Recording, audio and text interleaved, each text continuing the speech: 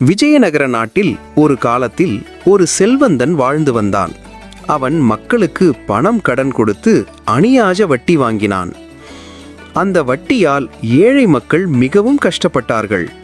இந்த அநியாயத்தை கேட்ட தெனாலிராமன் இந்த செல்வந்தனை சரியான வழிக்கு கொண்டு வர வேண்டும் என்று முடிவு செய்தார். அந்த செல்வந்தன் பணம் மட்டுமல்ல, சமையல் பாத்திரங்களையும் வாடகைக்கு கொடுப்பவன்.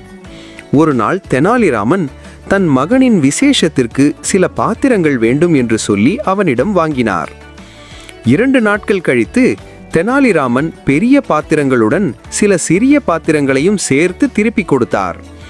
அதை பார்த்து செல்வந்தன் ஆச்சரியமாக, நான் பெரிய பாத்திரங்களைத்தானே கொடுத்தேன், இந்த சிறிய பாத்திரங்கள் எங்கிருந்து வந்தது என்று கேட்டான். அதற்கு தெனாலிராமன் சிரித்துக்கொண்டு, நீங்கள் கொடுத்த பாத்திரங்கள் குட்டி போட்டுவிட்டன, அதனால் அவற்றின் குட்டிகளையும் உங்களுக்கு திருப்பி கொடுத்தேன் என்றார். இதை கேட்ட செல்வந்தன் தெனாலிராமனை முட்டாள் என்று நினைத்து, ஆமாம், அவை கருவுற்றிருந்ததால் குட்டி போட்டிருக்கும் என்று சிரித்துக்கொண்டே ஏற்றுக்கொண்டான். சில மாதங்கள் கழித்து தெனாலிராமன் மீண்டும் அந்த செல்வந்தனிடம் சென்று, என் வீட்டில் பெரிய விசேஷம் நடக்கிறது, மன்னரும் அரசவையாரும் வருகிறார்கள், அதனால் தங்கத்தாலும் வெள்ளியாலும் செய்யப்பட்ட பாத்திரங்கள் வேண்டும் என்றார்.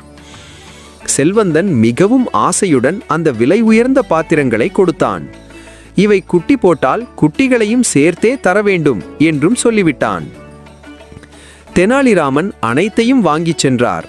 ஆனால் பல நாட்களாகியும் பாத்திரங்களை திருப்பி தரவில்லை.